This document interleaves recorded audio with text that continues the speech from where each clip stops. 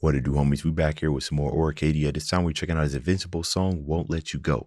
And we got the homie Thrizzy on here, right? My first introduction to Thrizzy was DPS's song, his Darth Vader. And that's when I knew that bro he got the vocals. So this is about to be an interesting combination. Let's go ahead and turn it up.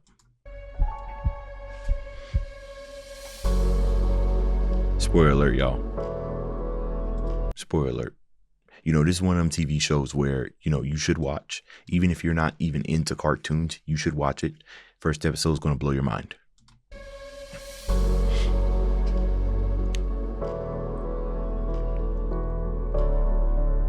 right, what kind of mood, what kind of vibes we on this time? Sad?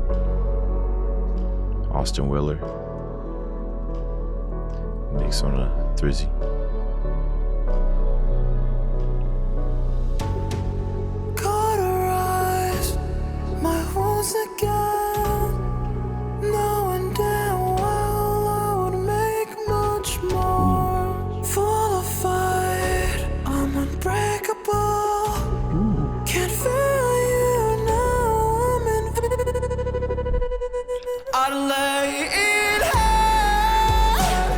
Wait a minute.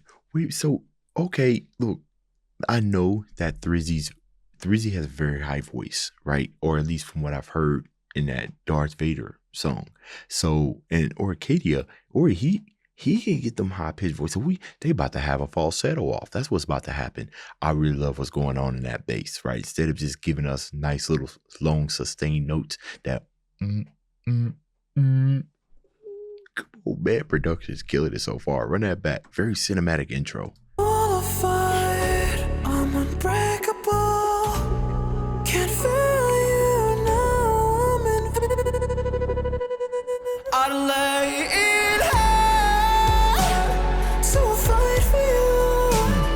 I'll fall apart and cave, get torn apart, decay in ever.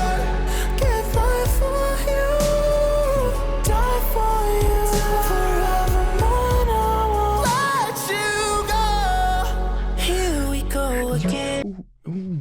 Man, what we doing? I like this, right? We kind of playing more on the emotional side of Mark, right? Won't let you go. I love this, right?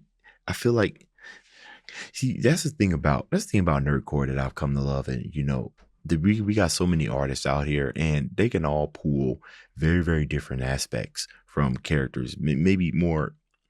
Obviously, there's some sad parts. You could really feel it, like the really emotional parts in Invincible and everything. But there's also like some, you know, like some kick butt type of parts, you know, conquest and his fights and everything.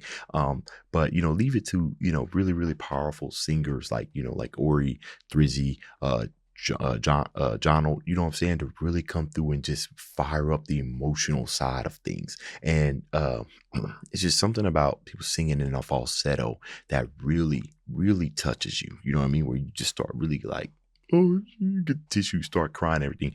And your register, Ori, is super clean, man, super clean. It ain't nasally like I've heard some type of falsettos, and it doesn't look like you got too much pitch correction or too much auto tune. I'm starting to hear more of that natural falsetto, and that's what makes it even more impressive. Here we go again. All right, Thrizzy. Another day without you to free the world of sin. The path you choose to take could be the one that finally breaks you. Just let it take you. And I can't stop the bodies, the soul count keeps rising. I see now the damage it caused. But when you need a hero, what do I feel? It's not me now. God, man. See, look, even if you have like a naturally like high voice, you know what I mean? Like me trying to hit these notes is gonna take a little bit more practice. You know, I can slide through the lowest note that I can kind of sing where it's still at least audible is probably somewhere around between probably a B1. It's probably, maybe I can slide even lower and everything. And maybe the highest is maybe I can go up to like a F6 or something like that, which is still pretty high, but I ain't hitting that regularly, you know? And even if you do have a naturally high voice, that still don't mean that you can hit things like real clearly. And in the most dangerous part about singing falsetto is that our ears register higher pitch stuff way easier than we do lower pitch stuff. That's why, like in musical composition, all of the low parts tend to be, they have less movement than higher parts. Like generally, if we're talking about construction, like songwriting, right? If you start from like the bass instruments and you go all the way up to the high, it's going to go from less complicated to more complicated because that's what the ears can hear. So when they sing in falsetto, we register that on differently mentally and emotionally, right? So to convey all of this sadness by singing in that falsetto is an excellent choice, to get Thrizzy on this. Lay down till it's rest in peace, till the rest of me is lost in the dark. I followed an effigy that had cut me deep. Now I'm left with these scars. These sins I like that flow. of the Father won't guide me no further. For you,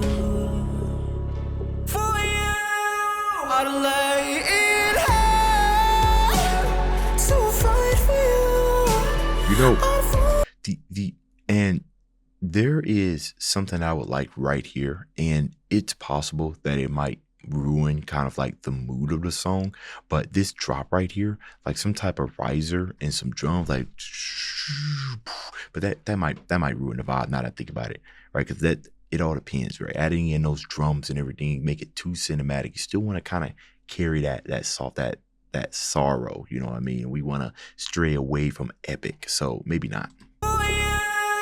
I'd lay in hell to fight for you. I'd fall apart and cave, get torn Literally. apart. Decay in ever, give life for you, die for you. Forever mine, I won't let you go.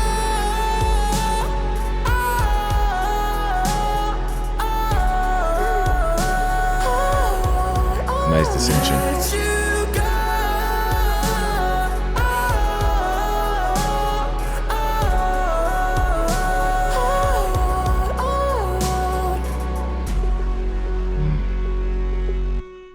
Beautiful song, man.